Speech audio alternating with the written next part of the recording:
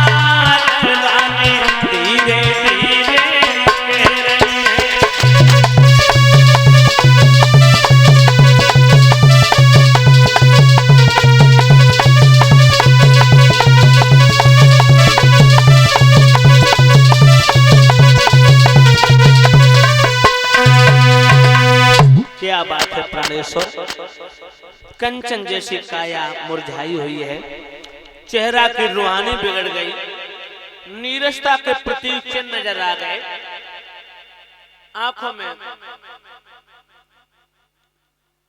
आंसू देख करके मेरा हृदय विदीर्ण हो रहा है। क्या कारण है?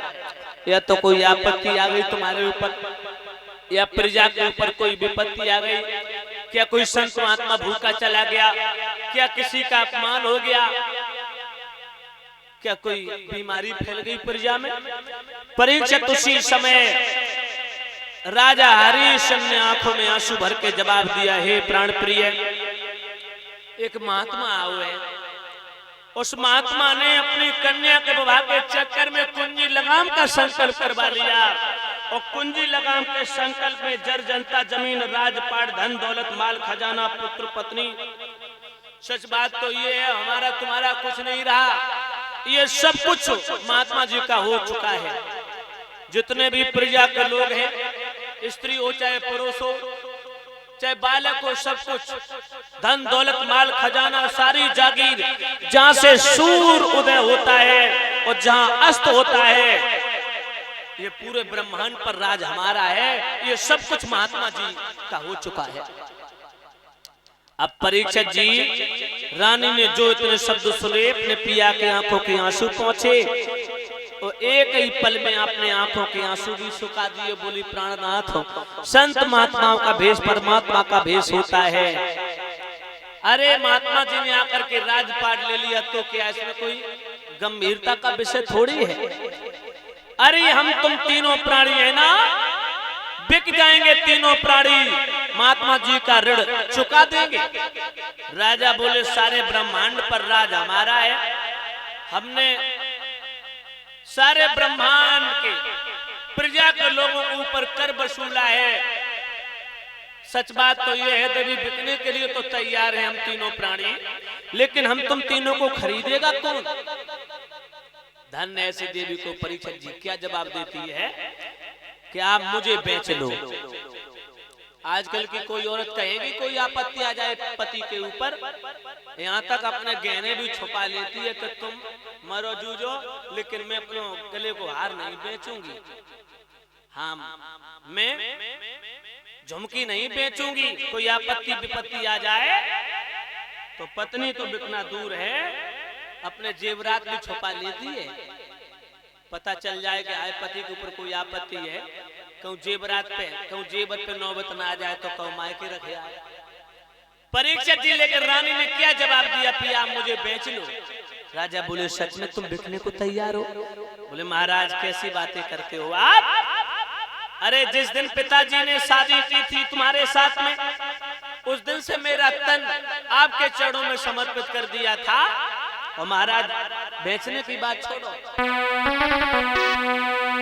कि इस तन पे है अधिकार तुम्हें, चाहे जैसी नशा बनाई थी जो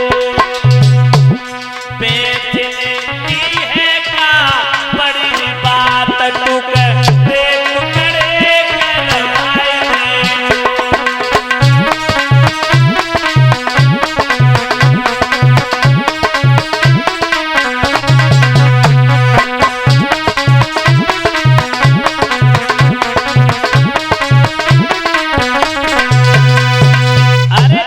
तो दूर रहा, टुकड़े टुकड़े करवा दो, मैं अपने हंसते हंसते प्राण दे दूंगी आपके पीछे, लेकिन महाराज आप अपने वचन को मत तोड़ना, धर्म को मत छोड़ना, धर्म को पीठ मत दिखाना, धर्म से मुंह को मत मोड़ना। रोहित आ गए, बोले पिताजी एक महात्मा बैठा है, बोल रहा है कि राजा हरिश्चंद्र ने मेरा कर्ज नहीं दिया, तुम तो इतने बड़े राजा, फिर उसके कर्जीले अभी तक रहे, उसका कर्ज नहीं चुकाया, क्या बात है? राजा ने सारी हकीकत बताई। तो वो बेटा कहता है चिंता मत करो पिताजी, आप मुझे बेच लो। धन ऐसे सपूत को माताओं क्या जवाब देता बेटा रोहितास, पिताजी आप मुझे बेच लो, महात्मा का ऋण चुका दो। परीक्षित जी तीनों प्राणी खड़े हैं, मन में सोच रहे हैं। अब राजा हरिश्चंद्र ने मन में विचार किया कि देवी हम तुम तीनों प्राणी बिक तो जाओगे, लेकिन हम तुम लोगों को खरीदेगा कौन? पूरे ब्रह्मांड पर तो राज हमारा ही है।